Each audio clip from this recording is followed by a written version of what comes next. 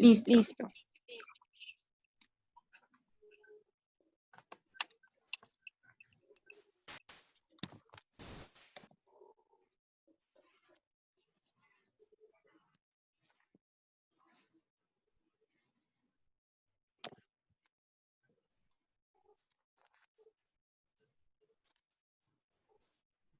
Listo.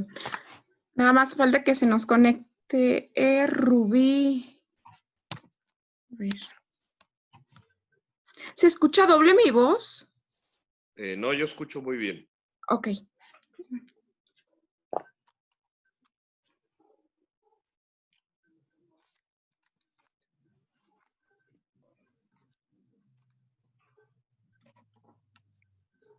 Iniciamos entonces. Buenas noches, gracias por acompañarnos en este que es nuestro segundo programa, en este programa llamado Derecho Disruptivo. En Derecho Disruptivo somos jóvenes, estudiantes, recién egresados de la carrera en Derecho, de distintos lugares de la República, que buscamos poder analizar, poder debatir y discutir temas de la agenda nacional, temas trascendentales que tienen que ver precisamente con aspectos jurídicos y que nosotros como estudiantes deseamos analizar invitando a expertos, a conocedores del tema, para que nos puedan explicar y ahondar un poco en estos temas. El día de hoy vamos a hablar de un tema muy importante, que es el tema de las AFORES y de la llamada generación sin pensión, esta generación que somos nosotros, los millennials, que empezamos a cotizar o empezamos a trabajar cuando hubo una ley distinta a partir de la ley del 97, en que se cambia completamente la forma en que se manejaba las pensiones o el seguro social en México. El día de hoy nuestro invitado es el doctor en Derecho Hugo Tulio Rubio Rodríguez. Él es doctor en Derecho por la Universidad de Salamanca en España. Tiene más de 12 años de experiencia profesional como consultor en negocios, derecho corporativo y patrimonial. Él es académico y conferencista en México, Estados Unidos, Brasil y España. Te agradecemos muchísimo, Tulio, por aceptar la invitación para platicar con nosotras. Gracias, muchas gracias, Rubí. Al contrario, me da mucho gusto estar con ustedes. Nos acompaña también Ana, quien es mi compañera y conductora de este programa.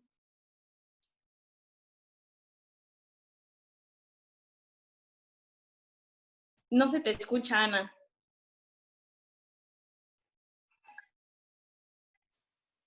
Listo, perdónenme.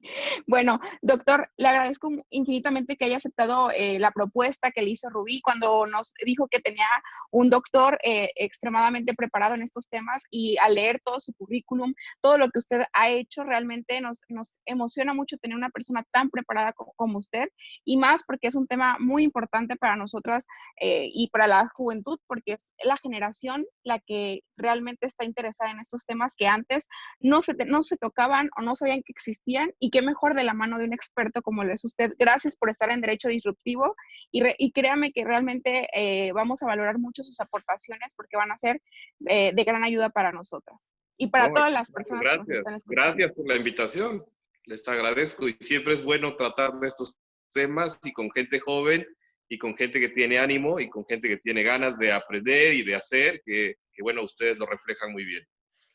Pues el tema surge porque hace unas semanas hubo una propuesta o una iniciativa realizada por el diputado Mario Delgado, perteneciente al partido Morena, en el que él proponía regresar una parte de los ahorros que los mexicanos, a los que hayan perdido su empleo por la crisis. De hecho, se estableció un monto, se estableció que se iba a regresar una parte de estos ahorros equivalente a 13,000 pesos, 13,300 pesos específicamente es lo que se les iba a regresar a los mexicanos. Entonces, bueno, nos surgió la duda acerca de este tema porque hubieron muchos comentarios, tanto positivos como comentarios negativos, diciendo pues el impacto que podría tener de manera negativa esta decisión. Entonces, queríamos hablar el día de hoy no solamente de esta propuesta, sino en general poder entender qué es una AFORE, cómo funciona. Entonces, esa es la primera pregunta que te queremos hacer el día de hoy, Tulio.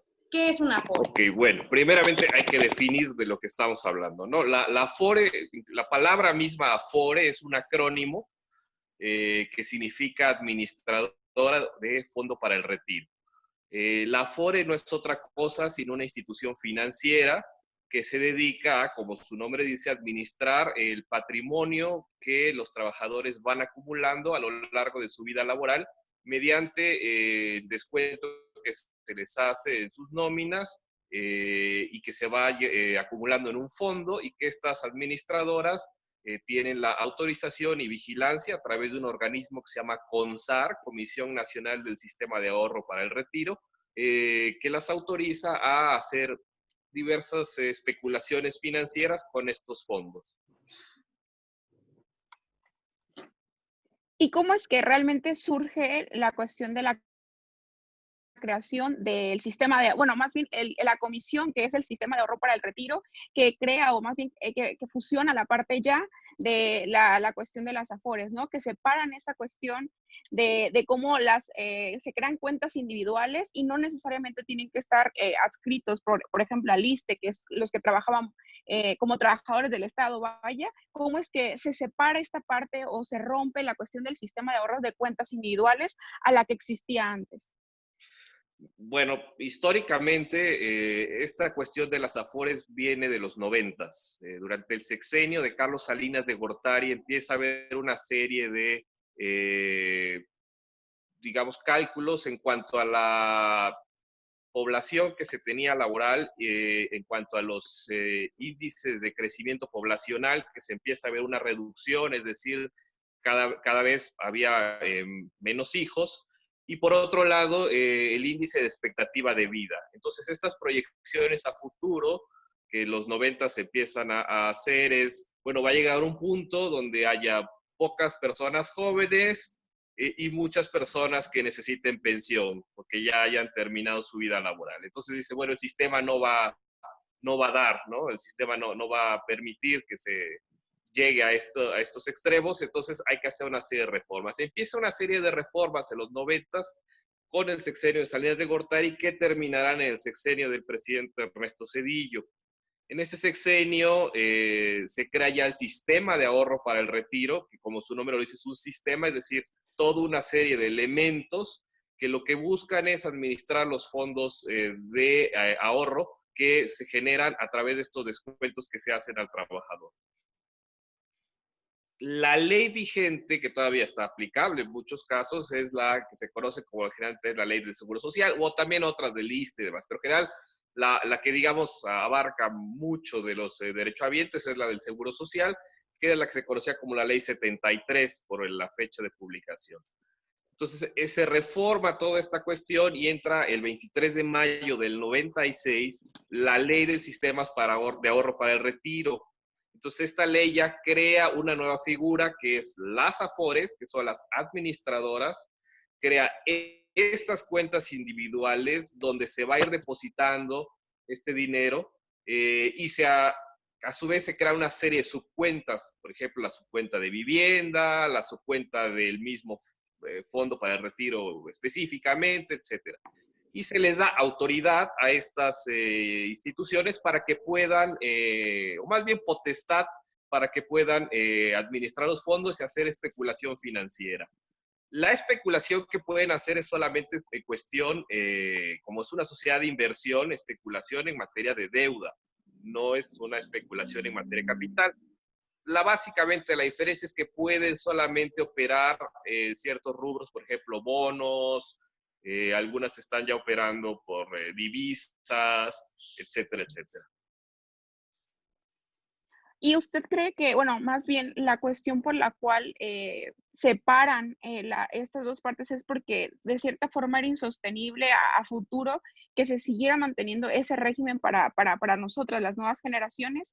¿Y qué fue lo que realmente representa en retroceso para nosotros, o qué es lo que no está en retroceso? ¿Qué puede avanzar en nosotros, siendo que el 30% del salario de este sistema de ahorros es el que va a quedar para su vejez?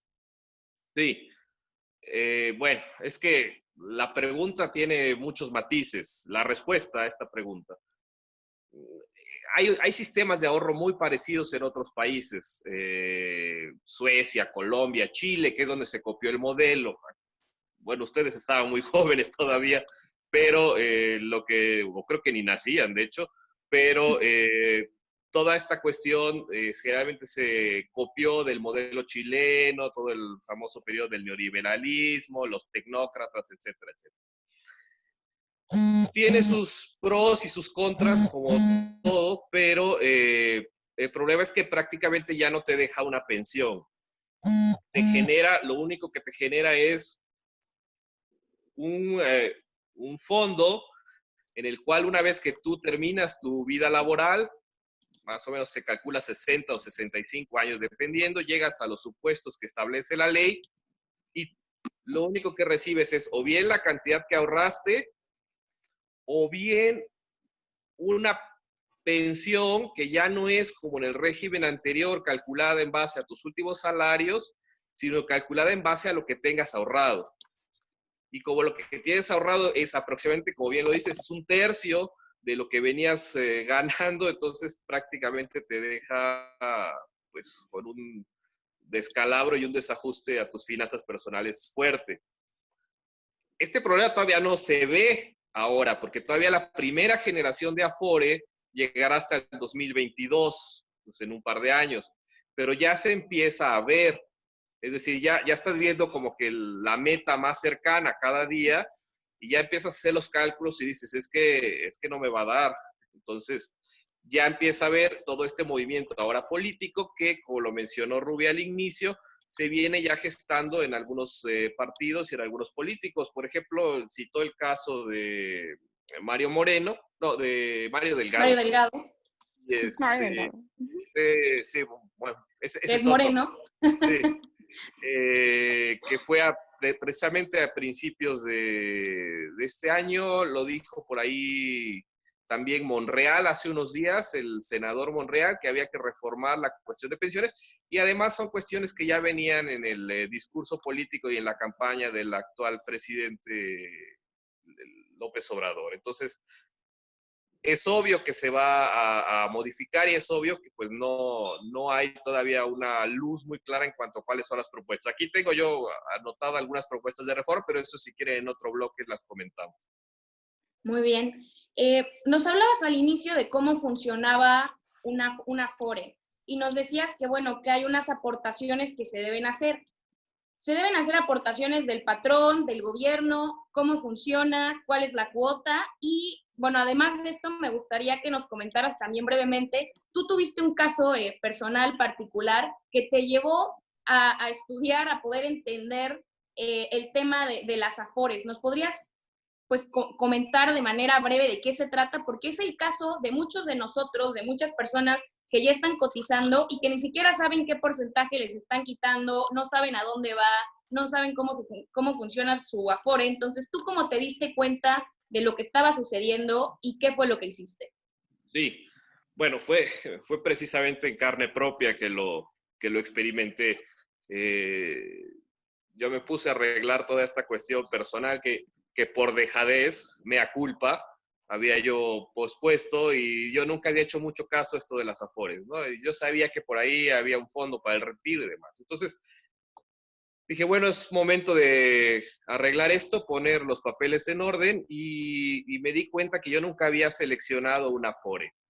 Yo empecé a cotizar al Seguro Social después de esta reforma que les comenté del 96. Entonces entré ya en la nueva ley. Y pues lo primero que hice, bueno, ¿dónde estoy o cómo funciona esto? ¿Qué debo de hacer? Entonces lo primero que tienes que hacer es ver si has cotizado. ¿Cómo se ve eso? Si tienes un número de seguridad social, con eso puedes consultar en la página, es e-sar o SAR, donde con tu número de seguridad social o tus datos personales, checas en qué Afore estás. En mi caso, como yo nunca había seleccionado Afore, ¿se vale decir nombres? Sí, adelante. Entonces me aparecía Afore Azteca. Y yo dije, pues si yo nunca seleccioné esto, ¿cómo está ahí? ¿No? Entonces empecé a averiguar más, etcétera. Fui a una de estas oficinas de Azteca y en efecto estaba yo como preafiliado a una cuestión así. ¿Qué significa esto? Ya empecé a investigar, me explican y demás. Cuando tú no seleccionas una Afore, que fue mi caso, empieza a cotizar, pero no seleccionas una Afore, y ahorita vemos lo de las participaciones de gobierno, patrón, y cuando tú no seleccionas una Afore, entras a un sistema común donde la CONSAR detecta todas estas cuentas que no tienen una Afore y las manda a un fondo común, a una cuenta común, ¿no? Y las tiene ahí esperando que tú selecciones una Afore. Si pasado un tiempo no la selecciones, la CONSAR te asigna una por default.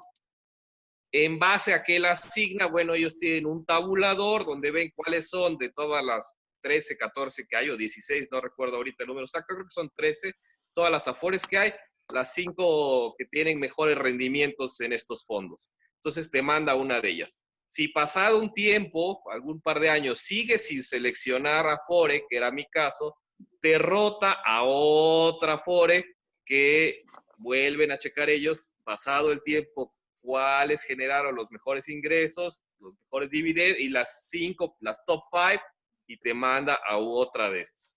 Entonces, en mi caso, pues me mandaron a Azteca, que era, en ese entonces tenía un buen rendimiento, y bueno, estaba yo un poco preafiliado, y ya estando ahí dije, bueno, pues ya vamos a terminar de hacer este papeleo. Ahora, ¿cómo funciona? Se te hace un descuento, como sabes, cada vez que tú trabajas de forma establecida, en un comercio formal, recibes una serie de prestaciones, seguridad social, etcétera, etcétera. Se te descuenta una parte proporcional de tu salario. ¿Cuánto es? En los casos de los trabajos es hasta el 6.5% aproximadamente. El patrón contribuye con otra parte proporcional y el gobierno con otra parte. Juntos, estas tres generan una cantidad que va para tu fondo, que puede ser para el fondo de vivienda, que puede ser para el fondo de retiro, o tú también puedes contribuir con algo que se llama aportaciones voluntarias. Es decir, oye, tengo un dinerito extra, lo voy a meter a mi fondo para el retiro. Básicamente, ese es de lo que se constituye la cuenta de Afore. Son 3 subcuentas, que es aportaciones voluntarias, fondo de vivienda y el fondo de retiro o cesantía por edad avanzada y vejez. O sea que prácticamente estas Afores funcionan a lo que nosotros querramos aventar literal a estas 3 subcuentas que existen, ¿verdad? O sea, Bueno, como que no, sí, porque no bueno, es que tú selecciones, quiero específicamente 100 pesos, no, puedes tú aportarlo. Por okay. default, el sistema te descuenta. Si tú ya quieres poner más dinero, lo pones. ¿Y cómo ve la situación en la que, por ejemplo, en México existe ya ahorita mucha fuga de trabajos informales, donde no existe, por ejemplo, un salario fijo para las personas, de forma como si trabajáramos en un sector formal? Es decir, existe más situaciones en las que todos trabajamos en sectores informales, outsourcing y demás. Entonces, es ahí donde podemos ver la complejidad de este tema, donde el sector formal en México prácticamente quedó con el anterior sistema, ¿no? Donde el 80% de los que cotizaban eran del sector formal y donde casi el 17% del salario iba directamente al sistema de ahorros, ¿no? Que en aquel entonces pues se le beneficiaba, ¿no? Por eso la burla que hacen entre generaciones, que somos los que ya no alcanzamos a tener un terreno que les costaba 100 pesos a nuestros papás y que ahora nosotros pues prácticamente podemos dar 30 años y no pagamos una casa de Infonavit. Entonces, es Bueno, la situación que probablemente está pasando en estos momentos, ¿no? En el sector informal. sí. Mira, es que ahorita con esta cuestión de la pandemia salieron a relucir muchas cosas que habían estado como ahí, ya sabes, como se amontona un problema y en lugar de solucionarlo, pues le pones encima a otro y ya se te olvida el de abajo, y cuando este ya te crece, bueno, le pones encima a otro y se te olvidan los dos de abajo, y así sigue la cadena. Entonces esto de las Afores ahí se quedó así. Yo mismo cuando dije, pues tengo una cantidad, ¿y ahora qué hago? ¿Cómo la retiro? No, pues no la puedes retirar. El punto es que prácticamente nunca la vas a ver. Pero bueno, ahorita explicamos eso. Es Ok, que nos pudiera, dime, dime. perdón, no, perdón, No, es que perdón. este sistema de las Afores funcionaría bien si hubiera otras condiciones en el país. En primer lugar, Okay. la informalidad, como lo dices. En México, ahora con esto de la pandemia, casi 60% de la población económicamente activa está en la informalidad. Es decir, más de la mitad están en la informalidad. Entonces, no cotizan, no tienen beneficios, etc. Ahora, de los que están en la formalidad, pues tenemos otro problema. Uno, los sueldos son bajos. Luego, entonces, la cantidad de dinero que se te descuenta, como es un porcentaje proporcional a tu sueldo, pues es baja también. Y segunda, la cantidad, a su vez, el porcentaje que se descuenta, que es hasta el 6.5, es bajo en comparación con otros países. Aquí tengo unos datos: México 6.5 y Suecia te descuenta 17%, Colombia 16%, Salvador, Australia 12%, Dinamarca el 11%. Entonces es casi el doble por lo menos. Entonces, son una serie de factores que hacen que el sistema no funcione como debería y que pues no va a funcionar adecuadamente en unos años cuando esto llegue a darse ya a las primeras generaciones. Y, por ejemplo, ¿cuál era la propuesta que literal había dicho Mario Delgado en la cuestión de las Afores, ¿no? En la situación prácticamente se pronunciaron en cómo poder ayudar de esta forma. Digo, yo desconozco cuál pudiera ser la manera más factible de poder solucionar estos temas de la crisis que se va a venir y de la que se está viviendo. Y si nos pudiera, no sé, decirnos prácticamente en qué consiste la iniciativa de Mario Delgado en cuestión del sistema.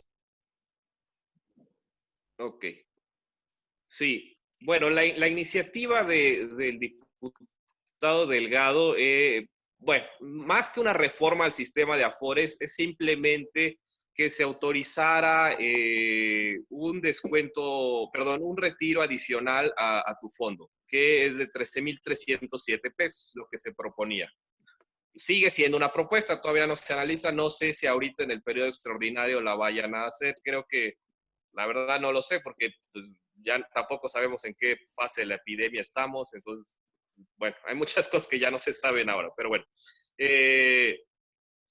Lo que pasa es que, a ver, es que hay que entender por qué se da esta cuestión.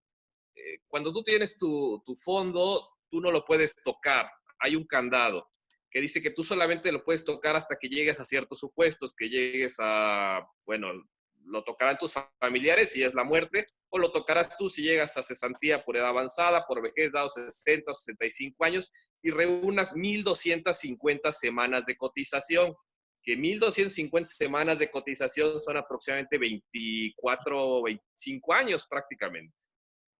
Entonces, tú no puedes tocar el dinero antes. Puedes hacer un retiro parcial por desempleo o por matrimonio, pero ese también tiene candados. No puedes retirar todo el dinero que tengas. Puedes retirar solamente hasta 30 días de salario mínimo para el matrimonio o en el caso de desempleo hasta 37,000 pesos en una sola exhibición o el 11.5% de lo que tengas ahorrado si es en parcialidades en 6 meses. Entonces, si tú tienes 100,000 pesos ahorrados, solamente podrás retirar 11,000.5 o 37,000 si es en una sola exhibición. Eso si tienes fondos suficientes. Si no lo tienes, y además hay otro candado, si tienes 46 días de estar desempleado, si tienes 3 años de haber cotizado al menos, perdón, 2 años de haber cotizado en el seguro y 3 años de estar en una Afore, y si no has retirado antes en un periodo de 5 años. Estos son un montón de candados que no cualquiera los cumple. Y si los llegas a cumplir, pues tampoco es que puedes retirar todo tu dinero, sino es una fracción muy pequeña. Y todavía hay una penalización, te descuentan semanas de cotización. Entonces, si tú ya tenías poquito avanzado y viene la pandemia y dices necesito dinero o quedé desempleado, pues te quedas con poco dinero en el bolsillo y además pierdes semanas de cotización. Entonces de ahí surge esta propuesta de Mario Delgado de decir, bueno, hay que permitir un descuento extra, un retiro extra que no le descuente semanas que le permita tener hasta 13,000 pesos y que además, en caso de que no cuente, no sé, el porcentaje adecuado, le permita retirar todos los fondos si fuese el caso.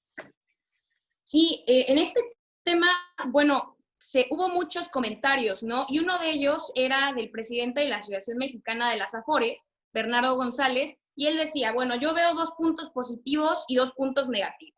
Él decía, lo positivo es que pues el tiempo que se da para acceder al seguro de desempleo es mejor, como tú dices, que el que establece la ley. Es de manera más fácil poder acceder a este pues retiro de dinero. En segundo lugar, la propuesta lo que prevé es que no se descuenten las semanas de cotización para acceder a los ahorros, que es uno de los candados y uno de los problemas más graves. Pero dice lo negativo, y fíjate que aquí me llama la atención por la cifra que tú nos diste ahora hablando específicamente de cantidades, que él dice que el promedio de ahorro que tienen los empleados en las Afores con la ley del 97, los que entraron a partir de esa ley, es de 70,000 pesos. Es decir, una cantidad pues bastante baja. Entonces él lo que dice es, si yo tengo la posibilidad de retirar 13,300 pesos de mi cuenta, esto equivale casi a un 20% de mi cuenta individual. Es decir, en un retiro de desempleo se me está yendo un porcentaje, un quinto muy importante de lo que representa mi fondo del ahorro, que se supone que estoy guardando para la cesantía, para la vejez, etcétera. Y el segundo punto que ve que es negativo, pues es precisamente el impacto que va a tener en nosotros, en los jóvenes o en los que tienen menor ingreso y que por tanto su cuenta es más baja. Aquí creo que también es importante, bueno, tú mencionabas el tema de que esto ya es posible, es decir, retirar de tu cuenta del Afore no es una novedad tampoco, es algo que ya establece la ley.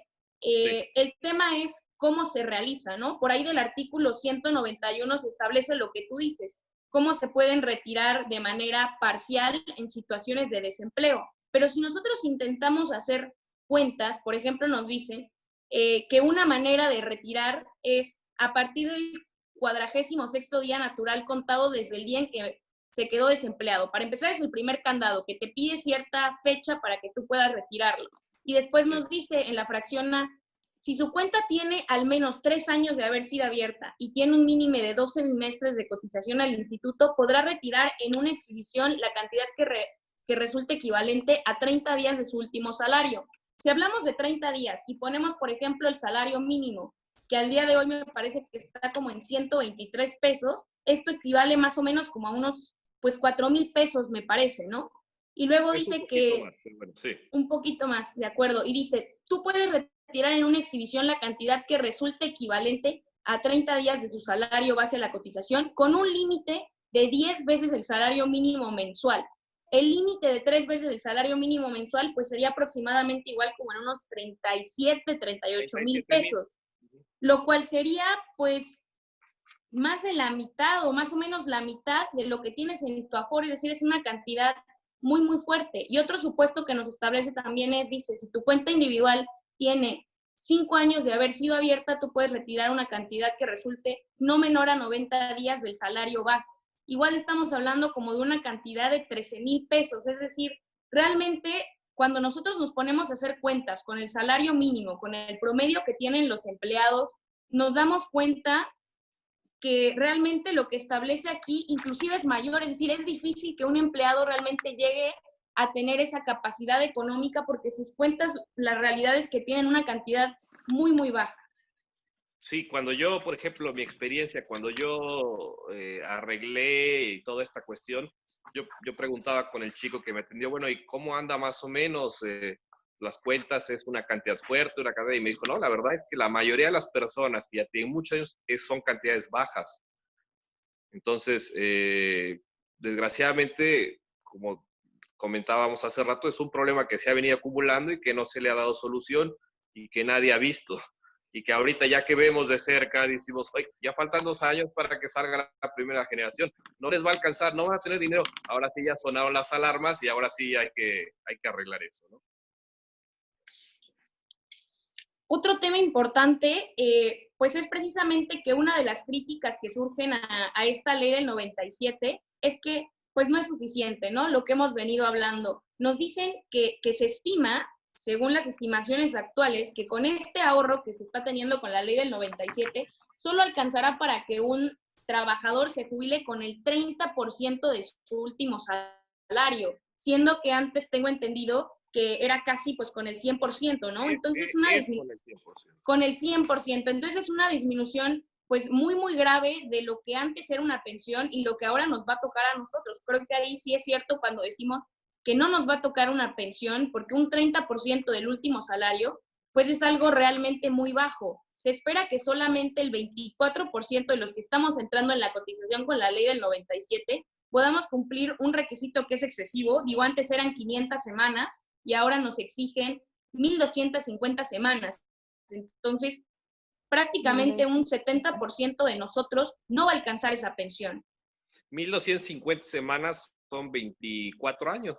24 años. O sea, prácticamente la mitad 24 años, prácticamente, no, digamos, continuos, pero si por alguna razón, no sé, perdiste el empleo, pasó alguien, tuviste que cuidar a tus papás, a tus hijos, y a lo mejor dices, bueno, no voy a trabajar 1 o 2 años, entonces ya 1 o 2 años no cotizaste, entonces se te vuelven a contar otra vez cuando vuelvas a incorporarte al... Entonces es prácticamente casi imposible. Y van a venir muchos problemas. Mira, aquí tengo un dato que saqué precisamente. Si tú ya inclusive si llegases a cumplir todos los requisitos que marca la ley y ya llegaste, eso no significa que vas a ver tu dinero. No necesariamente. O sea, todavía, además de todo, ya llegué a mis 1,250 semanas, tengo 60, 65 años, ¿no? Quiero mi dinero. Cuidado. No funciona así tampoco. Dependiendo de la cantidad que tengas y si reúnes los requisitos, las 1,250 semanas, si tienes 60 años, si es por cesantía, 65 por vejez, etcétera, etcétera, etcétera. Si además no tienes empleo, más, dependiendo la cantidad que tengas de los recursos, se te hace un estudio y la Afore, la administradora, te va a decir, bueno, puede ser que sí te demos todo porque no te alcanza para una pensión. O si tienes una cantidad suficiente, como tienes por sí 65 años y el promedio de vida del mexicano a lo mejor es 77, te quedan 12 años de vida, te podemos dar 12 por 12, 12 mensualidades, por 12 años son 144 parcialidades, te vamos a distribuir tu fondo en 144 parcialidades. Pero nos tienes todavía que pagar porque te vamos a cobrar una comisión, te vamos a cobrar un seguro, además de, creo que es de supervivencia, etcétera, etcétera, etcétera. O sea que de todas formas nunca llegas a ver tu ahorro. O sea, te lo van a dar poquito a poquito. Y aquí tengo un dato interesante. Si tú quieres tener, por ejemplo, en un supuesto de 65 años, si quieres tener 1,111 pesos de ahorro, perdón, de pensión, debes de tener ahorrado 262,000 pesos. Si quieres tener una pensión de 6,000 pesos mensuales, 1,388,000. Si quieres tener una pensión de 8,500, 2,017,000. Y si quieres tener una pensión de 13,000 pesos, debes de tener arriba de 3 millones de pesos ahorrados. O sea que prácticamente recomiendan no ahorrar, o sea, al final de cuentas nunca, o sea, no se ha reflejado esto, o sea, está como muy complicado. O sea, yo no entiendo la parte en el sentido...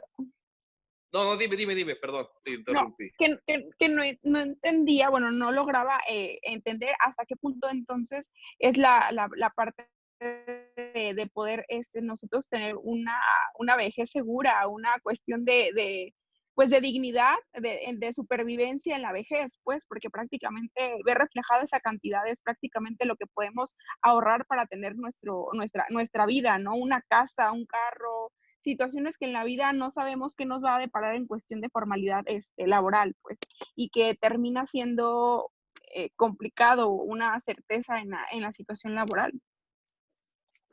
Se supone que uno podría decir, bueno, eso están las aportaciones voluntarias, pero aún así, con las aportaciones voluntarias, cuando tienes 20 años no estás pensando en hacer aportación voluntaria para que cuando tenga yo 65 voy a poder jubilarme y tendré mi casita.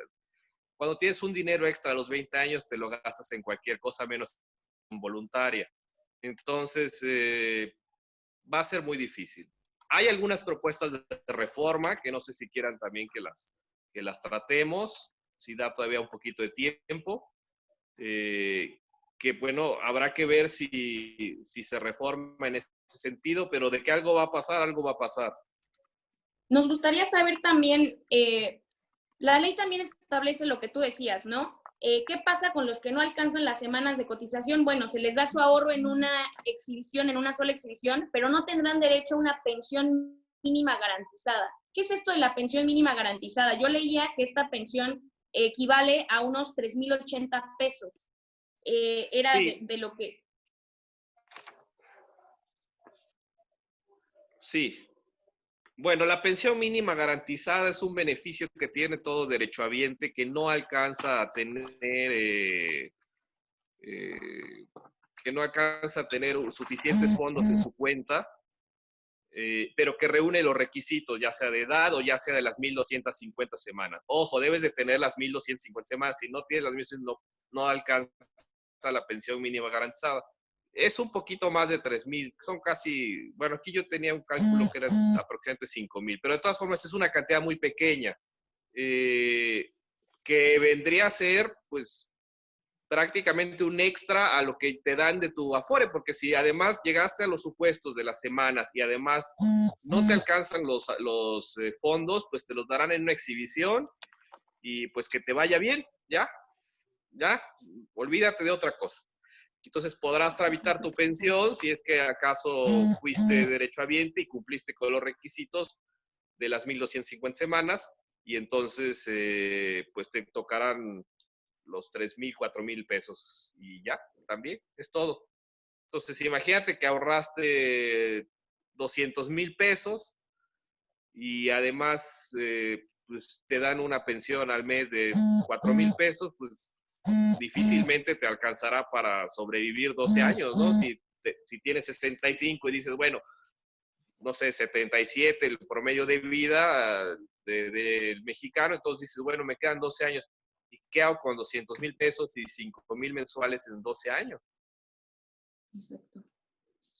Bueno, también decíamos que nos comentabas que esta ley pues se cambió precisamente porque era insostenible para el Estado mexicano el tipo de pensiones que estaba dando. Pero ahora surge también este tema de decir, bueno, es que ahora el gobierno mexicano tiene que destinar mayores recursos a la pensión mínima garantizada.